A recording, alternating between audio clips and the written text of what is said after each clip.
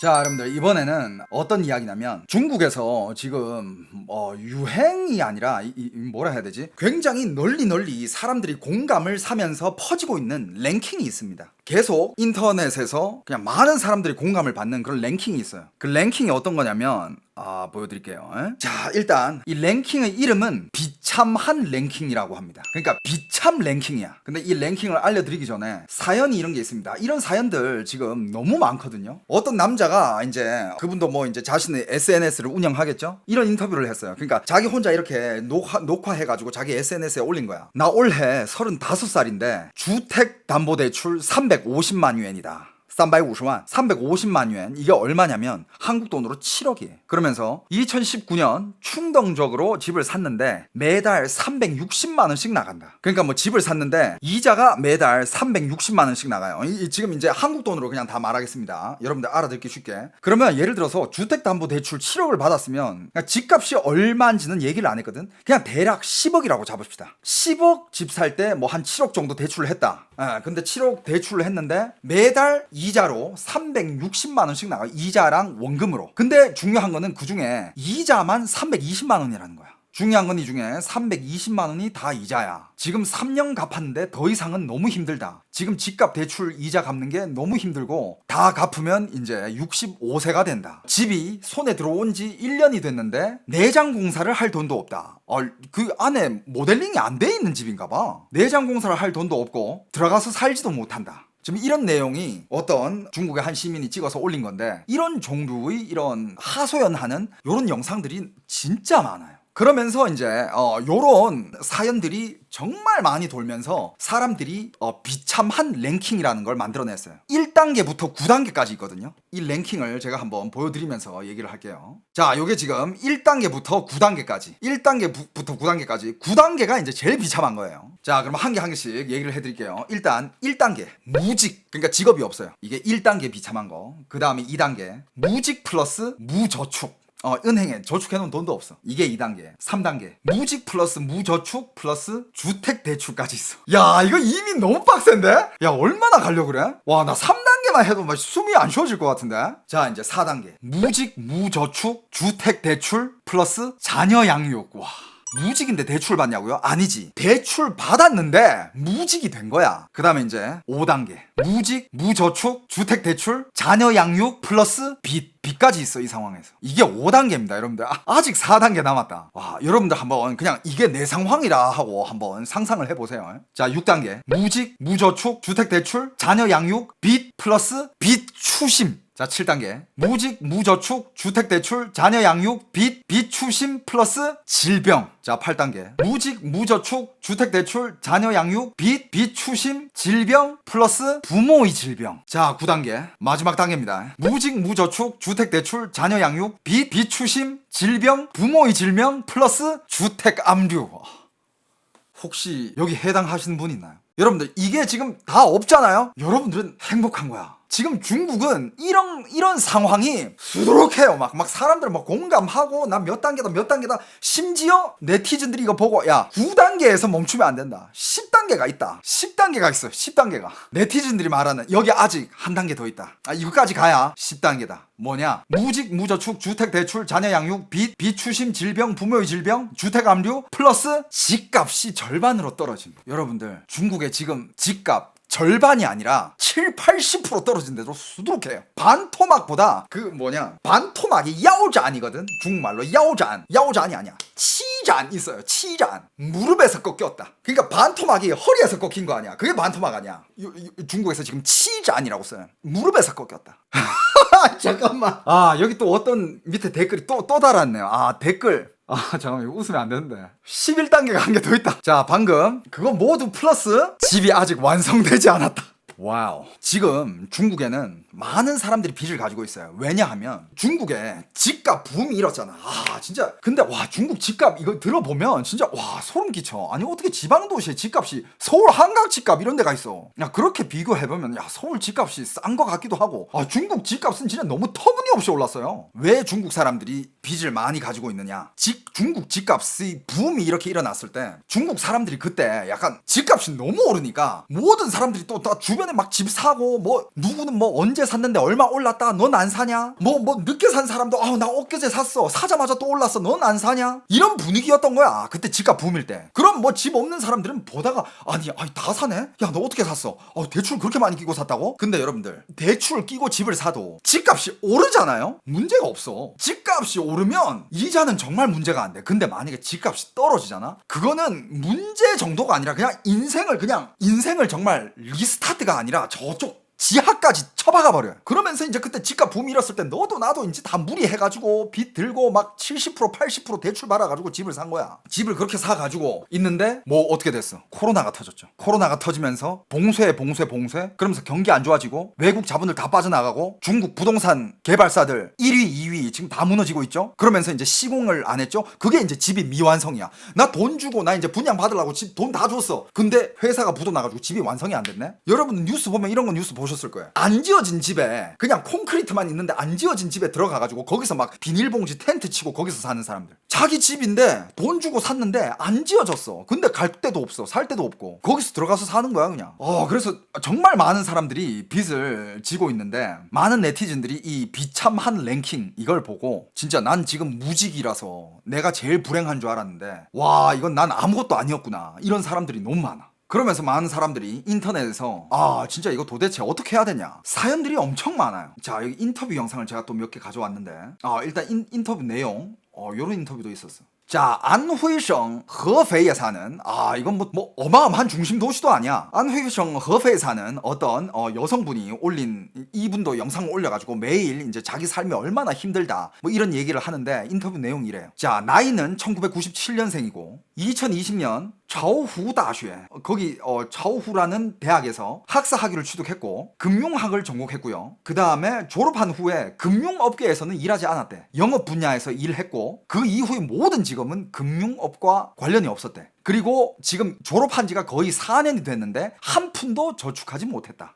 그러면서 고정 수입이 없는 지 1년이 넘었고 매일 엄청난 담보 대출을 짊어져야 해서 극심한 스트레스를 받고 있다. 야, 그때는 진짜 직업이 없어도 일단 대출 받아가지고 집 사고 보는 거야. 집값이 워낙 미친 듯이 올랐으니까. 베이징만 해도요, 여러분들 제가 거기서 대학 다닐 때가 2004년도부터 2008년 동안 제가 중국에서 대학을 다녔거든요. 그때 제가 살던 집이 중국의 베이징 알환 2환 옆에 완전 중심지에 있던 제가 월세로 살던 집, 그때 월세가 30-40만 원이었어. 근데 그 집 매매가가 1억이 안 됐어요. 근데 지금 거기다가 집 살려 하잖아? 그 집 평수가 20평대야. 20평대 30평도 안 돼요. 한 21평 22평 하는데 방 2개 거실 1개. 지금 그거 살려면 한 3-40억? 20배 이상 오른 거야. 근데 예를 들어서 내가 그 1억 집을 대출을 한 90% 끼고 9천만 원 끼고 그 집을 샀어. 근데 그게 20배가 올랐어. 그게 문제가 될까? 집 팔면 아무 문제 없지. 뭐 돈도 많이 벌고 뭐 이미 뭐 어마어마하게. 근데 대부분 사람들이 막차를 탔단 말이야. 거의 뭐 꼭대기에서 산 사람들이 많아. 그 사람들이 우르르 다 몰려들어가고 그걸 다 사자마자 이제 그게 뚝 거의 절벽에서 떨어지는 수준으로 훅 떨어진 거야. 그러니까 여기 채팅창에 많은 분들이 한국도 비슷한 상황들이 많다 하는데 중국은 좀 심해. 너무 심해. 그리고 그 사람이 또 이제 하는 얘기가 자동차 대출에 자녀 양육에 청구서 지불 나는 정말로 무엇을 해야 할지 모르겠습니다. 지금 주머니에 100위엔도 없습니다. 단돈 2만 원도 없대. 그리고 난 아직도 무엇을 해야 될지 모르겠습니다. 이런 사람들은 대부분 너무 무리한 거야. 그러니까 자식도 있고 한 거 보면 가정도 있고 한데 너무 무리해서 산 거지. 그리고 이런 사람들도 꽤 많아요. 잘 나가는 시절에 그러면 예를 들어서 부부야, 자식도 있어. 근데 부부 월급을 합쳐가지고 거의 뭐 한 중국 돈으로 한국 돈으로 500-600 정도 벌어. 둘이 합쳐서. 그럼 중국에서 꽤 잘 버는 거거든. 엄청 잘 버는 거야. 그 상황에서 이제 집을 사가지고 대출 받고 그 중에서 이제 한 어느 정도는 대출 갚는데 쓰고 그냥 나머지로 이제 생활비 하면 어느 정도 사라졌거든. 근데 나중에 이제 코로나 되고 코로나 터지면서 이제 실직자들 엄청 나오고 계속 잘리고 그러면서 이 상황에서 부부 2명이 다 실직이 돼. 와, 그러면 진짜 그거는 말 그대로 나락입니다. 여기 조금 고액 연봉의 사람이 하는 사연도 있습니다. 이것도 한번 들어보세요. 연봉이 20만 원이었대. 20만 원이면 한국 돈으로 4천만 원이에요. 중국에서 연봉 4천만 원이면 상위 1%, 뭐 상위 1%까지 아니더라도 엄청 상위급이야. 고연봉자야. 그런데 자, 상하이에서 직장을 다니던 여성분이에요. 남편과 함께 2012년 상하이에서 열심히 일을 하고 그 다음에 2013년에 결혼을 해 아이를 낳았다. 그녀의 연봉은 4천만 원. 그리고 남편도 돈을 벌겠죠? 그들은 10년 안에 상하이에 집을 살 계획이다. 그러면서 7년 동안 열심히 일한 끝에 그들은 마침내 상하이에 집을 사기에 충분한 돈을 모은 게 아니야. 여러분들, 이 당시에는요, 추세가 그랬어. 계약금만 있으면 바로 집 사. 그 뒤에는 생각도 하지 않아. 계약금만 있으면 바로 집 사요. 그래가지고 7년 동안 열심히 일한 끝에 마침내 상하이에 집을 사기에 충분한 계약금을 모았습니다. 이 여자는 석사 학위 졸업장이고 석사까지 했고 그 다음에 건설 1급 기술사, 건축기사 자격증 이런 것도 있고요. 그러면서 연봉도 많이 받았고 했죠. 근데 2023년에는 실업자가 될 거라는 걸 예상 못했대. 야, 그래도 2023년에 실업한 거면 코로나는 버텼다는 거 아니야. 근데 이제 2023년에 실업자가 된 이후에 그래도 자기는 이제 전문 기술이 있고 능력이 있고 자격증도 있고 처음엔 취업이 쉬울 거라고 생각을 했는데 나중에 보니 그렇지 않았다. 지금 중국에서 취업하기 하늘의 별 따기예요. 그리고 실업 기간이 길어지면서 부부간의 갈등도 점차 생기고 그러면서 이제 집이 거의 파탄 난 수준이라고 합니다. 그러니까 이게 원래는 같이 벌어가지고 같이 이렇게 갚아 나가고 같이 이렇게 으쌰으쌰 했는데 한쪽 번 월급으로는 지금 이자 그거 상환하면 끝인 거야. 한쪽 월급으로 이자 상환하고 한쪽 월급으로는 이제 먹고 살면 되는데 한쪽으로는 이제 더 이상 버틸 수가 없는 거지. 그러니까 영상 인터뷰도 몇 개 가져왔습니다. 여기 보시면 요런 여성분이 있어요. 여기 자기가 깠어. 이게 자기 월급이라고. 월급이 3,000유엔이야. 이게 자기 월급이래. 3,000유엔이면 그냥 한국 돈으로 60만 원 정도라고 생각하시면 돼요. 이 친구가 지금 하는 얘기가 뭐냐면 자기는 이게 60만 원이 한 달 월급이래. 그런데 딱 봐도 지금 차도 솔직히 월 60만 원 벌어가지고 차를 산다는 거는 말이 안 된다고 보거든요. 근데 여러분들, 한동안 중국은 정말 소비의 시대가 있었어. 그냥 월급 조금이라도 있으면 모든 걸 다 빚으로 집도 사고 차도 사고 그냥 주변 사람들이 다 그렇게 사니까 자기도 그렇게 살아야 되는 줄 아는 거야. 대출이 잘 되냐고요? 그럴 때가 있었죠. 중국 올림픽 이후 여러분들, 중국의 최고 호황은 중국 올림픽 개최가 확정된 2000년대 초반 때부터 한 2004년 5년 그때부터 한 2015년 2016년 요 동안에 한 10년 정도는 중국은 진짜 황금기였어요. 주식이든 펀드든 뭘 사든 다 오르고 집 산 사람들 다 부자 되고. 하지만 그거는 그때 미리미리 사둔 사람들이고, 근데 나중에도 이 삶이 영원히 지속되는 줄 아는 사람들, 막차를 탄 사람들은 이제 말이 다 달라지는 거죠. 그러면서 60만 원 벌어가지고 이제 뭘 갚아야 되느냐? 주택담보대출 갚아야 되죠. 그 다음에 자동차 대출. 얘가 말하는 게 자동차도 대출 받아서 산 거야. 지금 밥도 제대로 못 먹고 있대. 그러면서 지금 온라인을 보면 아니 무슨 모든 사람들 연봉이, 모든 사람들 월급이 다 200만 원 이상은 버는 것 같다. 자기가 지금 이 먹이 사슬에서의 최하층인 것 같다. 근데 저는 그렇게 봅니다. 이거는 정말 이 소비의 잘못된 예가 아닌가. 물론 뭐 이 사람들도 몰랐겠죠. 갑자기 이렇게 중국 경제가 정말 진짜 무슨 벼랑 끝에서 떨어지는 것 마냥 뚝 떨어질 줄은 이 사람들도 몰랐겠죠. 哎呀，我的内心现在真的是好焦虑。 이 사람이 하는 말, 我的内心现在真的是好焦虑啊. 너무 지금 마음이 급하대. 呀，不过人呢总得向前看，是吧？我相信这一切都是暂时的，一切都会好起来的，加油吧！ 이게 무슨 얘기냐면 그래도 사람은 앞으로 봐야 되니까 하는 말이 이 다 괜찮아질 거다. 이거 다 지나갈 거다. 여러분들 우리 화이팅 합시다. 이러는데 안 괜찮아질 것 같아. 내가 봤을 때는 저 정도로 이제 빚을 내가지고, 저 정도 빚이면 예를 들어서 지금 그나마 괜찮은 사람들은 빚을 졌어. 집 사고 차 사고 빚을 졌는데 그나마 다행인 거는 집을 너무 괜찮은 위치에 사가지고 집값이 안 떨어진 사람들, 그런 사람들은 그 집을 팔고 빚 갚고 그 다음에 그동안 뭐 이제 이렇게 집값에서 뭐 이렇게 내가 낸 것들 그건 이제 내 걸로 다 돌려받고 그러면 또 문제는 없어. 집값이 안 떨어진 상황에서는. 근데 집값이 떨어졌으면 그거는 회복이 불가야. 자, 여기서 또 칭다오에서 사는 한 분의 인터뷰가 또 있습니다. 公司半个小时的车程，每次加油就像割肉一样。 매일 나는 출근을 한다. 출근하는 게 차 몰고 30분 가는 막 봐봐, 다 차가 있어. 중국에서 차가 있는 거는 그만큼 잘 번다는 뜻이에요. 중국에서 집집마다 다 차가 있진 않아. 근데 그 차를 빚으로 산 사람들은 지금 이제 죽어나는 거지. 거기다가 집까지 있다? 근데 집까지 떨어졌어. 집값까지. 와, 그러면 이거는 이제 영원히 헤어나오지 못하는 그 쳇바퀴 안에 그냥 갇혀버리는 있는 거예요. 매일 이렇게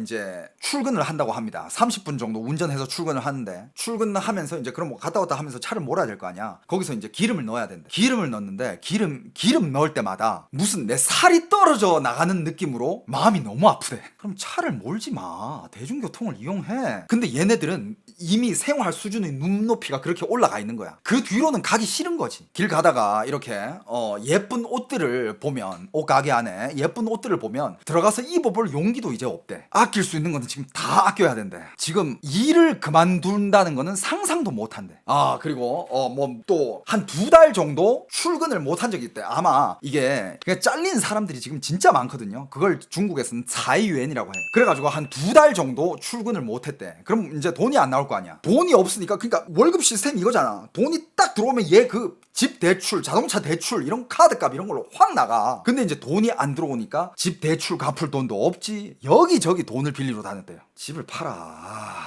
진짜. 说出去玩了。更不要说出去玩了. 나가서 노는 거는 상상도 못 한대.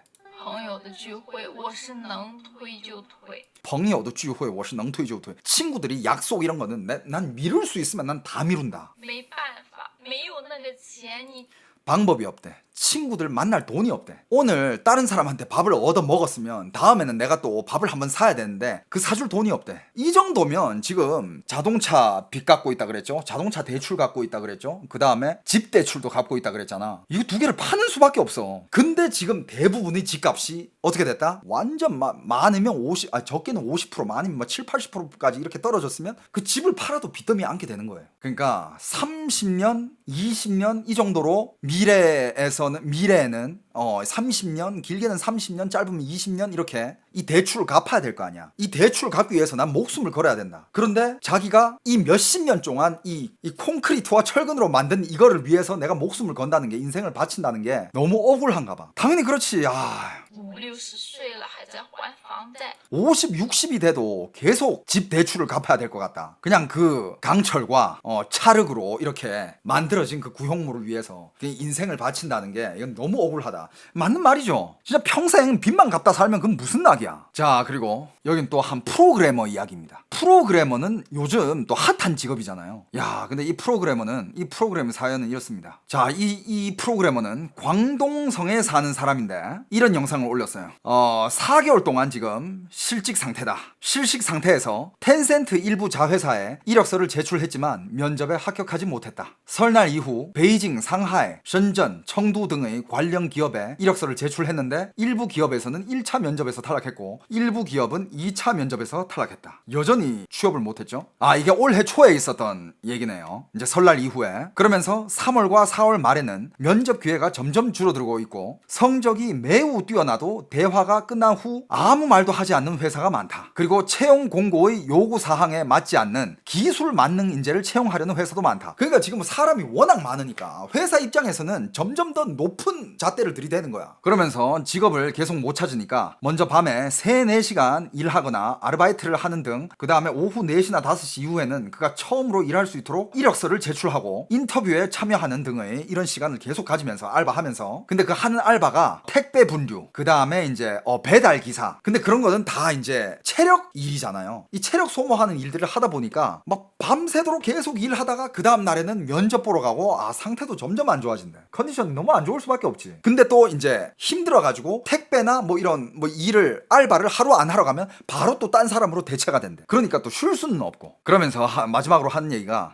여전히 지금 한 5개월 정도 이렇게 실직을 한 상황인데 살아남을 수 있도록 먼저 노력하고 그 다음에 비용을 최대한 줄일 거다. 불필요한 소비는 하지 않을 거다. 그러면서 사람들한테 돈을 절약하세요 라고 요런 영상이 또 올라왔고요. 지금 이제 외국 언론들은 지금 중국의 이런 경제 상황들이 많이 안 좋은 게 이런 문제들을 제기하고 있습니다. 뭐가 있냐면, 언론은 일반적으로 중국 경제가 주택시장 약화, 소비 부진, 디플레이션, 높은 부채, 노동력 감소, 외국인 투자 철수, 무역 장벽, 경기 둔화 등 요 정도 8가지 주요 문제에 직면해 있다고 지금 외신들은 보도하고 있는 상황이고, 중국 부동산 시장 붕괴가 폭락으로 바뀌면서 증시도 5년 만에 최저치로 떨어졌다. 이렇게 보도하고 있습니다.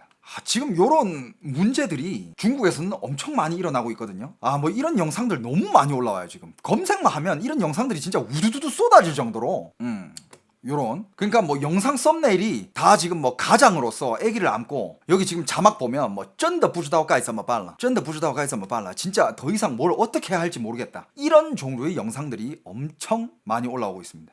그리고 또 한 명의 여대생의 인터뷰인데, 이 여대생도 이제 올해 올린 그거죠. 그냥 내용은 비슷해. 대학 졸업하고 나서, 그러니까 코로나 세대지. 코로나 세대는 대학도 뭐 제대로 못 갔을 거 아니야, 온라인 수업하고. 그 다음에 이제 대학을 졸업하고 나서 취업이 안 되니까 자기 관련된 이런 뭐 자기랑 그 전공이랑 관련되지 않은 일만 하다가 계속 이제 일자리를 찾고 있는데 일자리는 찾지 못하고 계속 그냥 알바만 하는 거야. 그래서 하는 얘기가 올해의 목표가 그냥 올해는 살아남는 거. 그러니까 이게 무슨 말이냐, 난 어느 업계에서 살아남을 거야, 이게 아니라 올해의 나의 목표는 뭐 취업, 내 꿈 펼치고 이것도 아니야. 그냥 내 목숨을 붙여두는 것, 이게 목표라고 영상을 올린 대학생 이야기도 있고요.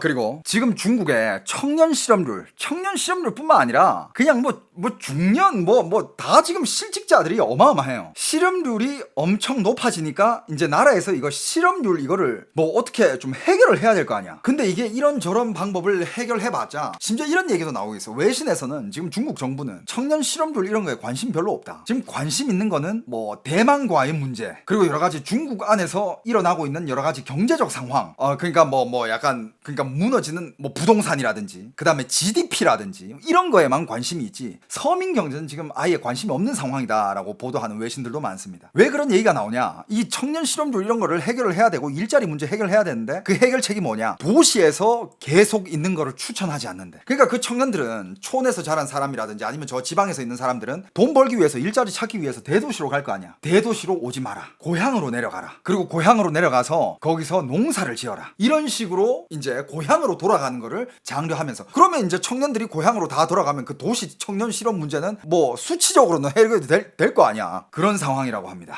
자, 마지막 이 친구의 인터뷰를 한번 들어봅시다. 负债50万，面临 시작하자마자 빚 50만 원, 빚 1억이래. 一起做了， 감옥에 갈 수도 있다. 这一生是不是就这么完了？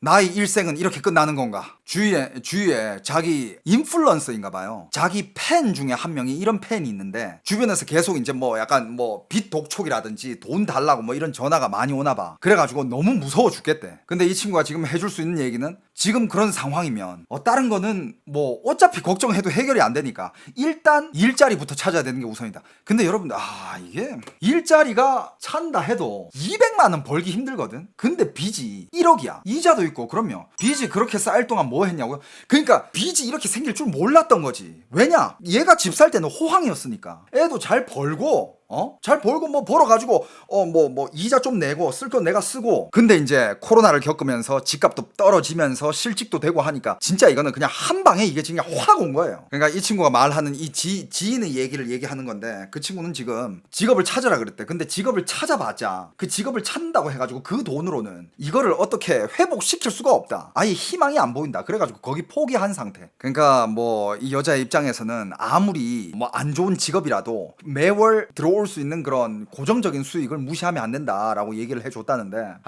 근데 그게 해결이 안 될걸. 그러니까 아무리 그게 다 못 갚는다고 해도 갚는 태도는 보여줘야 된대. 그러니까 이제 아무리 작은 월급이라도 일단 벌어가지고 카드 빚도 한 번에 이거 여기에 다 몰빵하지 말고 카드마다 조금씩 갚으래. 그게 안 될 텐데 그게.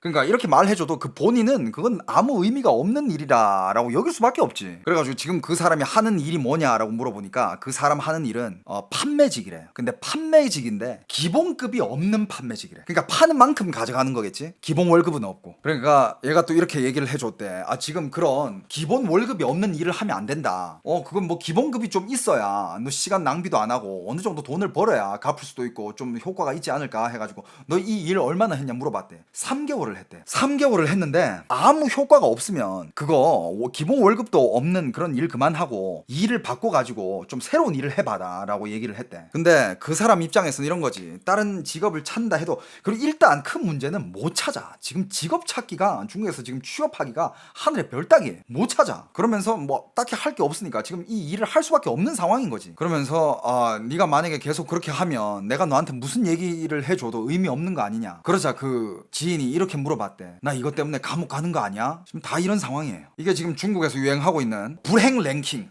비참 랭킹 1부터 9위 여기까지 아까 11단계까지 있었죠. 1단계부터 11단계까지 이게 지금 중국에서는 굉장히 많이 돌아다니고 있다고 합니다. 혹시 이 방송을 보고 계시는 여러분들 중에서도 이 단계의 어느 단계에 있으신 분이면 와 진짜 와 무슨 말을 해드려야 될지 모르겠다. 한국에도 이런 상황에 지금 처한 사람이 분명히 있을 거란 말이지, 그지? 아 힘내시길 바랍니다.